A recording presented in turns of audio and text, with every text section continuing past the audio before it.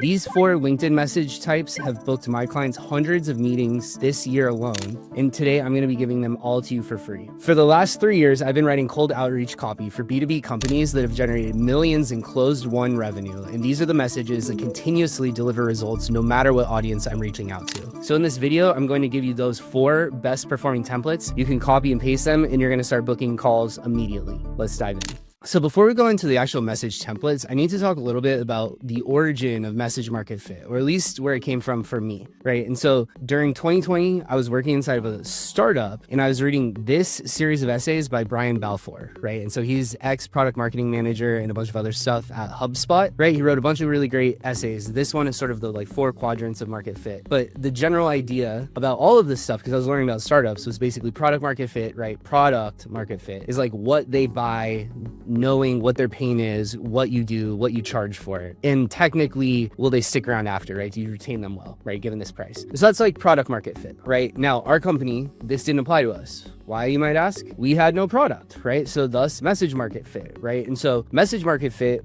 was what they will say yes to given Y concept, right? And so before we have a product and could say, hey, we do this, do you want to come buy it? We could say, hey, Naeem, I think you're this type of person dealing with this type of thing. Would you be interested in this conversation? And so we had no product. The kind of principles behind this are, number one, people are single issue voters, right? And so what it means is people say yes for their primary reason, right? Like statistically, people vote in elections. They have the single thing that they care the most about. Whichever candidate aligns to that, that's who they vote for, right? And so that's true in voting. I believe it relatively to be true in campaigns. And so the idea is we need to test just a single idea at a time, right? It's not, people aren't going to say yes to us because we have 5 different things in it and they all add up to a yes, but it's going to be one thing that they care about. And if it's there, they're going to say yes. If it's not, they won't, right? That's the concept. You'll see more how that looks as it plays out. Next is tokenization is not personalization, right? And so just because you say, hey, Naeem, I saw that you sell to X, that doesn't mean it's personalized necessarily. People don't experience that as personalization, right? If someone said, hey, Kellen, I see you like pizza, I'm not like, oh my gosh, they understand me so well, right? If someone said, hey, Kellen, I understand that you focus on eating based off macronutrient profile, that would actually resonate a lot more. And that's not tokenized, right? That's not some micro variable, but there's a whole cluster of people that fit that. And so kind of campaign based off of what people are voters about. That's sort of the idea behind that. And then last, deposit before withdrawal, right? Classic Josh Braun stuff, right? And so when I was a rep, this is how I learned it. So shout out to Josh Braun, the GOAT, right? So those concepts come into play. Now, as we're talking message market fit, most founders, what they do is they think of things as, I'm starting a computer company. We build computers for go-to-market engineer, right? And so then they go to write an email or a message and it flops because they say, hi, Naeem, I make this. Do you want it, basically? And that's just interesting, right? They're like, who are you, right? This is spam. They block it, right? Instead, successful outbound understands the audience better, what they care about, right? They focus on their world versus, the audience's world, their world versus our own world. And that causes them to book meetings, right? And so they say yes because they believe we understand them better, right? One of my beliefs is that human communication is inherently agreeable. If someone walked up to you on the street and was like, hey, I have a quick question. You mind if I ask you something? You probably wouldn't say unsubscribe, right? And so for us to get an unsubscribe or bother someone with our message, we're including something that maybe just doesn't need to be there, right? So to go through this little journey, before we go down this journey, extremely importantly, the market exists even if we don't, right? So to zoom in on this, way down here, that's the Grateful Dead, right? This is Dead & Company at the Sphere in Vegas. This is a really sick show. And so all these people, the crowd, that's the market. They exist even if we don't, right? So that's a bunch of people. Imagine they're all Apple users, right? Every single one of them has an iPhone, right? And they're taking pictures of the state. If Apple then closed tomorrow and suspended service completely and said, if you have an iPhone, it's just brick, how many of these people would never buy a phone again? Pause. None of them. Every single one of these people would buy a phone again because the market exists even if we don't, right? We being Apple or whatever we provide, right? And so when we're doing outbound, we want to be focused on understanding the audience natively, right? How they think of themselves, the language they use to talk about themselves, right? Their problems, not us, right? So going back to this, most founders go, we build phones for blah, blah, blah, right? Successful outbound would be like, hey, Naeem, are you one of the Apple users that overnight lost access to, iMessage or whatever it might be, right? And so anyways, the market exists even if we don't. Next, as we're doing this, we also want to think about this idea of sort of transferring ideas versus saying things, right? And so if we look at this and think of it as sort of like, this is my brain, right? And I have this idea. And then if I want to communicate it to someone, I'm going to use words, right? I'm going to select the words I use. And then their ears are going to hear those words imperfectly, right? They're, maybe they latch on to a certain bit on the beginning, or they're kind of spacing off and then they focus, right? Whatever that might be. And then their brain actually derives meaning, right? An idea. And so what's important with outbound is not what we say, which is self-focused, right? So it's not, hey, I said X. That doesn't do anything for you, right? What makes us win is them being responsive, right? Message market fit is what creates a hand raiser, right? Not what I like to say. And so what they hear is actually what matters, and that's audience focused, right? So the hero of this journey is over here, them, what they hear, what they're thinking, not us, right? We don't want to be self-centered with this. So number one focus of message market fit as we go through this, what does the market already care about, right? That's it. Very importantly, what does the market already care about? In their own words, how would they describe it, right? So first we want to know, what do they care about? How would they talk about it? Next, we want to, what I say, avoid landmines. So what that means, landmines are things that we include that blow everything up, right? Automatically means it doesn't work. And so an example of a landmine in outbound might be using phrases that feel forced, right? And so maybe marketers never say that, but product engineers do. And so product engineers reach out and they're like, hey, Name, are you looking for, ways to fix bug reports within, whatever? They're like, no, I'm not, right? And so that's landmines. And so there's the inclusion of good stuff, right? That's what the market already cares about, right? And we want lots more of that. And then there is the exclusion of the bad stuff, right? And we want as little of that as possible, right? And then when we're writing messages, right? Again, think about message market fit. What the audience is doing is they're accepting or rejecting ideas, not microphrasing, generally, right? So there's no hard and fast rules. I'll flag that. But in general, if someone's not reading something and going, man, I love it. They're talking about exactly what my pain is. That offer that they're talking about, that sounds really interesting, but I don't like the phrasing of it. And so I'm going to, DNC them, right? Or I'm going to block them. That doesn't happen, right? So what people are doing is they're bucketing and they're kind of going, okay, what are they saying? And then they're going, okay, they're talking about, okay, helping with marketing. Okay, messaging. Cool. Yeah, this is interesting, right? That's how they're thinking about it. And so when we're thinking message market fit, it's what are the ideas the market cares about? What are generally how they would think of it? What things should we not say? Test it, and then sort of trust the results. Okay, so there's 4 main types of messages, like I promised, that we're actually going to write together today, right? Number 1 being what I call Occam's razor campaigns, right? So Occam's razor campaigns is basically making things as simple as possible, right? It's like, what if it's as simple as just saying what you do, right? And so if I sold lemonade, it might be like, hey, Name, are you thirsty? We sell lemonade for $1. Do you want any? Right? That's it, right? I'm not doing any selling. I'm not saying, are you thirsty and are you really far away from or these are really good lemons made from doesn't matter. It's just simple, really simple, right? And the way I think of it for message testing is sort of like disproving the null hypothesis, right? And so I think of it like, in order for me to keep doing crazier and crazier tests, I need to know the simplest stuff doesn't work. And so a lot of times I will kind of anchor testing against an Occam's razor campaign, as simple as possible, right? And this is like a first email or a first message, framing, usually Occam's razor, right? Like make it really simple, really clear, right? Number 2, offer-led phrasing, right? So this is sort of an alternative to the Occam's razor first message. And this is just really focused on being like, hey, Name, can I do this for you, right? And in this case, it's maybe a way that we're being a little more transactional, but leading with value to see what people care about, right? Because if I, let's say that I do some sort of influencer marketing services I think is super valuable, and I reach out and I go, hey, Name, can I do one of these for free? And no one says yes, that's a problem, right? So this is really useful for testing to know, hey, is it that they're rejecting the offer? And if we made it like a really nice offer-led, it would work? Or is it just the idea doesn't work at all and neither of these work, right? Or does it work just off Occam's razor alone, right? Next, we're going to talk about agitational bump messages. I love this is perfect for them. And so when we talk about it, you're going to get why this, but agitational bumps. So this is going to be like a follow-up, right? And then lastly, breakup pitch, right? Softened, right? And so just so you know, I didn't take like a random little kid.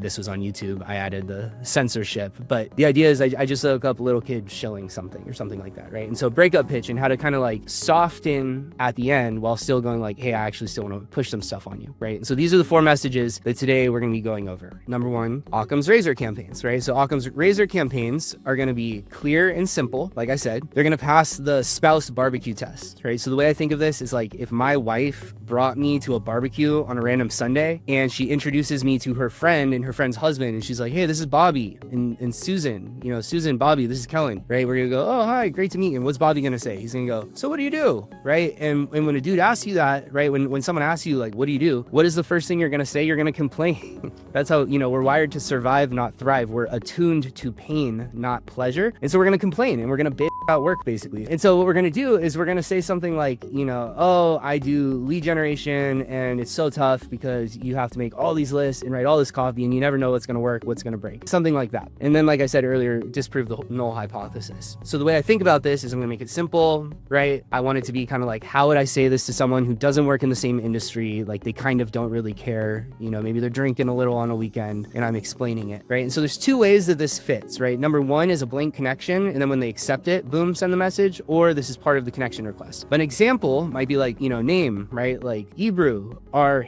HeyReach reps' LinkedIn DMs already showing up cleanly in the CRM, or is attribution still a bit manual? Had an idea for HeyReach around making LinkedIn activities CRM ready for teams selling into, sales leaders. Worth your feedback, Kellen, right? Something like that, super clear, right? So it's LinkedIn DMs, it's attribution, and it's getting them, and it's that, right? That's simple, right? And so if someone says yes to this, that's kind of ideal. And honestly, plenty often, this just works. And if you segment your market well, so you understand them well, this kind of stuff works, right? If it doesn't work, you might need to go into some offer-led stuff that we're about to talk about, or it just might be that this idea sucks and you need to move on completely. But to test the offer-led, right, this is what I would do. So offer-led, extremely direct. We want to be really, really like extra clear, right? It's awesome to do if you have a good offer. Not everyone really does, but it also doesn't need to be forever. And so my argument would be everyone can create a good offer. And so you might temporarily offer to give away your product for free as an example. That's a classic one that companies do to like go get it in the hands of users, right? And this is awesome to use if campaigns aren't hitting, because you can use it to understand, is it that this concept doesn't work and even if I give it away, basically people are going to say no? Or is it that the concept works but only if I have a really good offer in place? And if that's the case, that's awesome. And you can kind of maneuver from there. Maybe you time bound the offer, maybe you play around with different offers, right? And again, you can send this as either a blank connection request and then follow up with this, or you can send it as the connection request itself. It might look something like,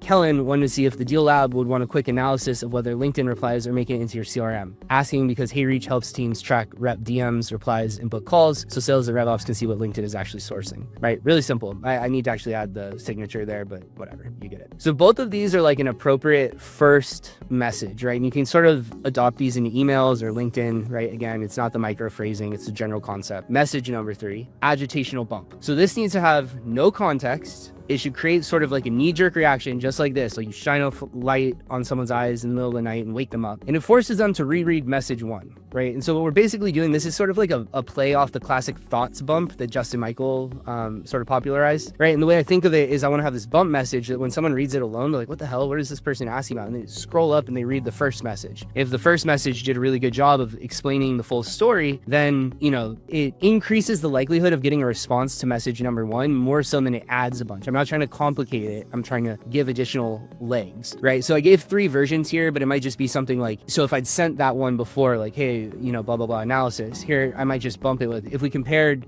Sam and Steven's LinkedIn inboxes against the CRM today, would every real sales conversation be logged, right? Or if Susan booked a call from LinkedIn last week, would RevOps be able to trace the original DM in the CRM, right? These types of things. And so what this does is someone reads this, they're kind of like, what? Like, God, and it feels like so direct, right? It's kind of like, who are you? Do you know me? And they're going to go and they're going to almost like spitefully scroll up, like, what the hell? And they're going to see it and they're like, oh, okay, right? And if that message is good, they might respond, right? Even most messages get ignored. They don't even get seen a lot of the times. And so this is kind of just bumping, giving it additional chance to get seen, and hoping we can get that spite response, right? And so then last message type number 4 is what I'll call the breakup pitch, right? Soften breakup pitch. And so here I'm giving a deeper why as to sort of like, why does my outreach exist? I soften my ask a little bit, right? So it's kind of like I'm trying to not have this just be someone who ignores me. So I'm thinking, how can I make it easier for them to engage with me, even if it's a no, right? And then I want to make it really clear this is the end, right? Like I want them to understand I'm being empathetic. I want them to feel my empathy, ideally, right? And so what I'm going to do here usually is say something like, asking because X, was hoping to show you Y, would be great to hear back either way. So here, asking because most teams have LinkedIn replies turning into calls without a clean trail in the CRM, was hoping to show where that activity might be getting missed for,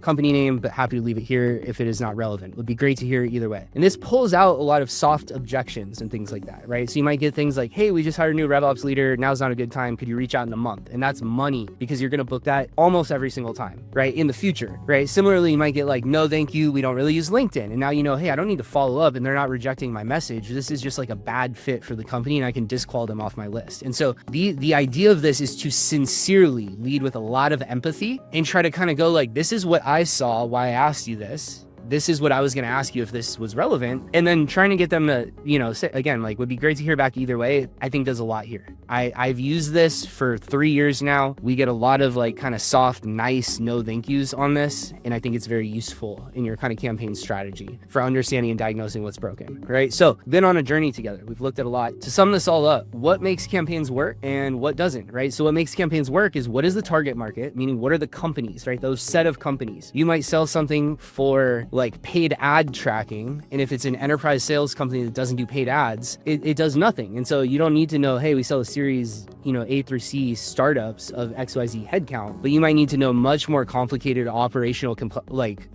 situational truths about these businesses, right? Number two, you need to understand the audience in that market. Justin Michael calls this the CEO of the problem. I love that phrasing. So the idea is, given this hyper-specific market, who is the actual person that owns this, right? Someone might say, hey, the CRO owns revenue architecture, but you might have a business that has a VP of RevOps that's really senior in a way that you're like, actually, that person probably owns revenue architecture. And knowing that is interesting because if you took that company and you split it by CRO owns it versus RevOps owns it, you're gonna have some unique messages, right? And then last, downstream of this is the ideas themselves we share, right? So it's kind of like, what is that, what is the idea that person hears given who they are in that hyper-specific market, right? What is not at fault, what does not make campaigns work or not is the filters, right? Just the, Apollo zoom info filters. Like I said, it's not just like start, series A through C, headcount, whatever, tech or whatever. It's not all personas, right? So RevOps versus VP sales versus VP marketing versus CRO, all are going to have a different perspective, even in the same exact company on the same exact idea. And last, it's not microphrasing, right? It's not the transactional offers. And so it's not like the ideal was great, but because you didn't say, hey, can I give you X? And instead you just said, hey, Neem, is this a priority for you? They didn't reject that. So when you're doing these messages and when you're replicating this, focus on what is the idea, try it offer-led and try it in the sort of super simple Occam's razor framing. Use some really clear and simple agitational bump follow-up messages, like one, and then use a breakup pitch. And if they ignore you from there, probably move on. But I'm gonna guess this is gonna get you a lot of responses. So once again, my name is Kellen K-Spear. I'm founder of the Deal Lab. Hopefully this is helpful. This is the exact messaging strategy, like literally straight out. This is the best I've actually ever captured my own strategy on how I think about messaging, follow-up, segmentation, message market fit, and how you can apply it today. So please go ahead and use this. Let me know if you have any questions and I'll see you soon. Now, if you actually want to start using these 4 templates to book more calls on LinkedIn, the place I'd recommend running them is HeyReach, which you can try for free by clicking the first link below this video. It's built for agencies, sales teams, and B2B startups that want to automate the whole sending process, as well as test multiple angles and DM templates across different audiences at once. It also has everything included from sequence building to reply tagging, all in a single place. So again, if you want to get started for free with HeyReach and start generating booked meetings from LinkedIn, just click the first link in the description below. And if you want to see how OpenClaw runs my entire LinkedIn outreach system, then check out this video next.